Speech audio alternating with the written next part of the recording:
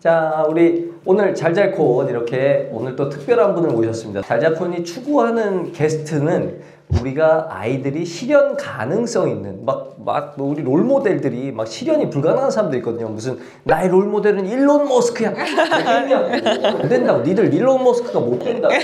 그런데 나 정도 아니면은 우리 오늘 출연한 게스트 분 정도 이 정도는 우리가 노력을 하면 할 수 있다. 그래서 현실 가능성 있는 롤모델을 여러분 앞에 제시하고 있습니다. 자, 오늘 잘잘콘의 게스트는 김민지 영양사입니다. 네, 안녕하세요. 네. 네, 환영합니다. 너무 좋아요. 사실 저희가 섭외할 수 있는 수준에서 가장 높은 레벨이 아니냐. 게다가 저희가 굉장히 중요한 건 돈을 들이지 않아요. 그런데도 불구하고 흔쾌히 섭외에 응해 주셨다. 사실 이렇게 페이를 받는 것보다 이렇게 학생들이랑 얘기를 하고 이렇게 제가 이렇게 꿈을 이루었던 것들이나 이런 과정들이나 이런 가치를 알려주는 게 더 중요하다고 생각을 했기 때문에 잘잘콘의 이런 취지나 메리트가 너무 높았기 때문에 바로 이렇게 출연료를 여쭤보지도 않고 출연하게 됐던 것 같아요. 그렇습니다. 이 잘잘콘의 원래 이제 이게 줄임말이거든요. 네. 잘 먹고 잘 사는 사람이어야지만 출연이 가능하거든요. 저희가 나름 이제 조건이 있는데 한 달에 한 10일 이상 행복하냐? 요 얘기를 묻는데 어떻습니까? 저는 사실 10일 이상 행복할 때가 정말 많은 것 같아요. 매일매일 되게 행복한데 왜냐면 저는 지금 제가 좋아하는 일을 하고 있고 좋아하는 일을 하면서 되게 즐기고 있기 때문에 되게 마음가짐이 다른데 아무리 힘들고 지친 일이 있어도 제가 좋아하는 일을 하면 극복할 수 있고 이걸 좀 어떻게 이겨내야지 하는 마음이 들기 때문에 저는 일을 할 때 되게 보람을 많이 얻었어요. 그럼 일을 하면서 행복해지는 타입이에요? 내가 하고 싶은 일을 해서 행복할까? 왜냐면 저는 또 이렇게 제가 작성한 메뉴나 기획한 메뉴를 사람들에게 제공했을 때 이렇게 맛있게 식사하고 또 되게 행복해 하잖아요. 그 모습을 통해서 제가 되게 많이 동기부여를 얻고 또 되게 보람차게 일했던 것 같아요. 그렇구나. 그래서 이제 일단 10일 이상 행복하다. 네. 그리고 요것도 중요한 문제인데 이제 우리나라 상위 10% 되려면 연봉이 8천이 넘어가야 되더라고요. 어떻게 상위 10% 안에 들어가십니까? 솔직히 정말 말씀드려도 돼요. 말씀해주신 그런 기준이라면 사실 넘는 것 같아요. 한참 넘어요? 아니면 조금 넘어요? 적당히 넘어요? 한 그래도 몇 배는 넘지 않을까. 한참 넘어. 아니 한참까지 아니고. 우리 알아서 상상할게요. 일단 그 영양사라는 직업 자체는 제가 알기로는 그렇게 되게 연봉이 높지 않은 직업군으로 알고 있어요. 네. 그죠? 영양사라는 직업 자체가 높은 연봉을 기대하기는 어려운 직업이라고 생각을 하실 수가 있는데 저는 이렇게 다양한 경험을 쌓고 또 GS 외에 강연이나 메뉴 컨설팅이나 여러 가지 활동들을 통해서 이렇게 경험도 쌓고 더 나은 보상을 찾을 수 있는 길을 찾아갔던 것 같아요. 그래서 사실 뭐든지 영양사뿐만 아니라 모든 직업에서 이렇게 전문성을 키우고 가치를 찾으면 더 이렇게 좋은 결과를 이룰 수 있을 거라고 생각을 해요. 많이 버는 직업을 지향하는 게 아니고 내가 하고자 하는 직업을 비싼 직업으로 만드는 그런 과정이 너무 좋았던 것 같아요. 네. 그러면 이제 세 번째, 이 분야에서 10년 이상 일했냐?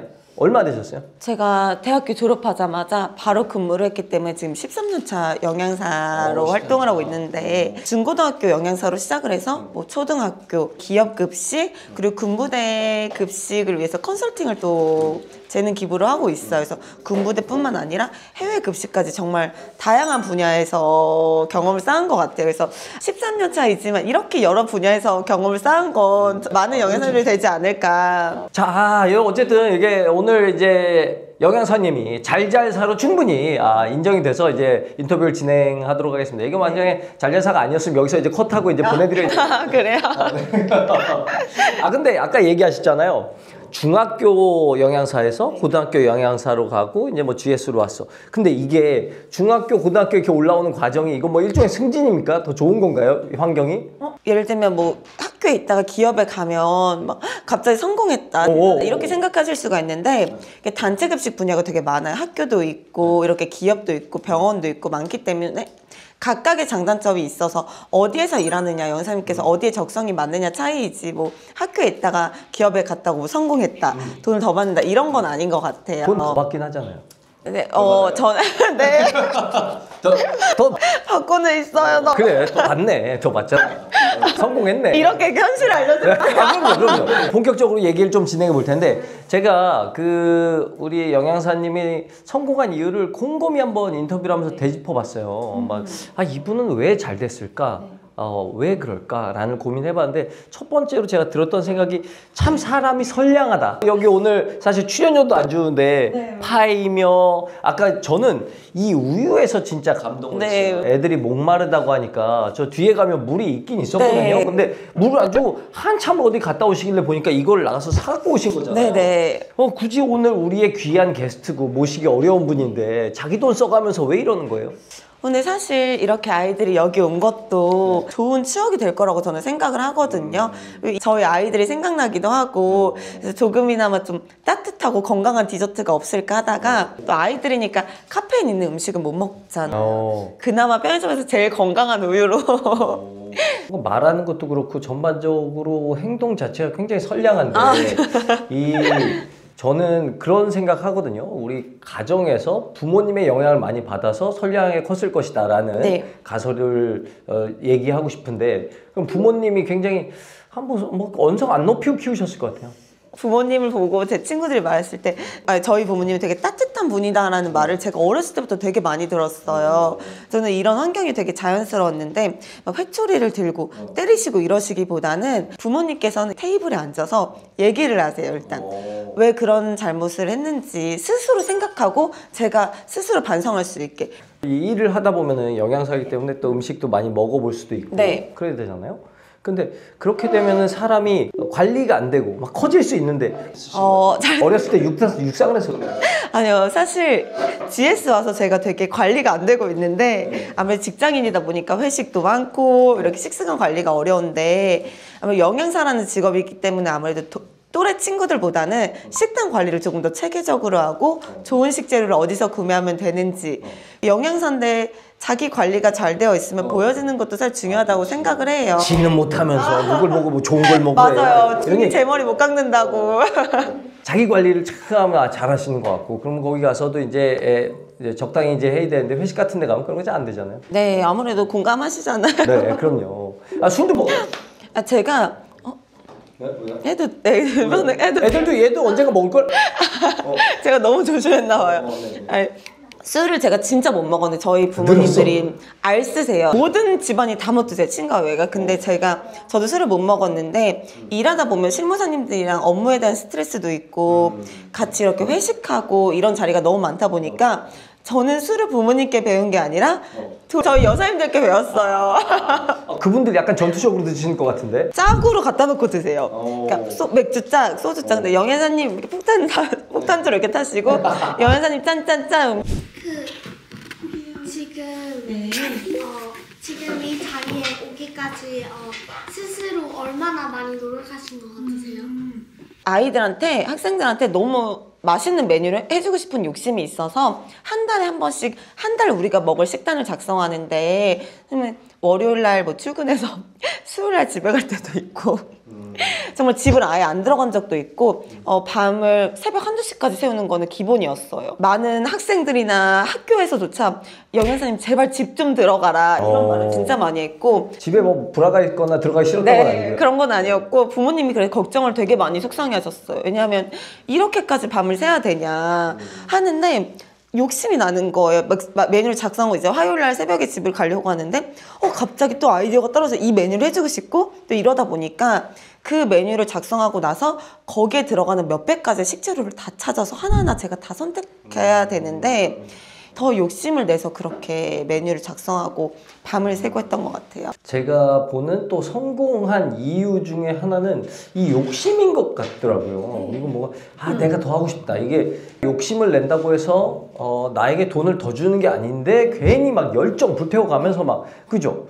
그게 어떤 임계점을 넘어가면 빵 터지는 것 같은데 그런 열정은 원래 타고난 거예요. 랍스터 영양사로 유명해져야겠다 이런 생각이 들었던 건 아니고 저는 급식을 넘어서 한 끼 식사가 주는 가치가 되게 중요하다고 생각을 했고 아이들도 그렇고 직장인분들도 그렇고 식사하는 공간에서는 되게 즐겁고 행복하게 식사하기를 바라는 마음이 컸거든요.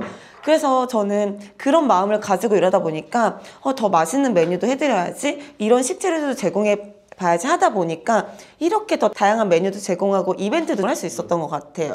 그러니까 지금 생각해보면 일을 되게 즐기면서 내가 좋아하는 일을 즐기면서 하는 게 되게 중요한 것 같다는 생각이 들었어요. 왜냐면 일을 하다 보면 분명 지칠 때도 있고 번아웃이 올 때도 있어요. 근데 내가 좋아하는 일이라면 그런 것들을 훨씬 더 잘 극복해 나갈 수가 있거든요. 그래서 저는 많은 분들이 뻔하지, 저 말은 당연하지 이럴 수 있는데 전 세경고등학교에 근무하는 그 영양사를 근무하는 동안 스트레스 받거나 급식으로 인해서 이랬던 적은 없었어요. 오히려 매 순간 아이들을 보는 게 너무 행복했고 오늘은 또 어떤 메뉴를 해주지 그런 기대감이 너무 넘었던 것 같아요. 그런 것도 있었을 것 같아요. 애들이 영양사님한테 좀 친절하지 않았습니까? 되게 좋아했죠. 거기 남자 고등학교예요, 여자 고등학교예요? 거의 남자 비율이 높은 거의 남고 느낌에 가까웠어요. 여학생 비율이 저게 적어서. 인기가 있었겠는데 본인이 거기서 연예인화 되지 않았습니까? 내가 여기서 진짜 멋진 거 보여주고 싶다 뭐 이런 생각. 막 맨날 고추장 옷에 다 묻어 있고 막 영양사 가운만 거의 10벌이 넘었거든요. 그런데 아이들이 저에게 친절하게 대해줄 때는 맛있는 거 나올 때 그때는 없던 리액션도 막 하면서 영사님 사랑해요 맛있어 이러는데 나물이나 생선 나갈 때는 영사님 오늘 왜 그러세요? 초심 찾으세요. 저한테 초심 찾으라고.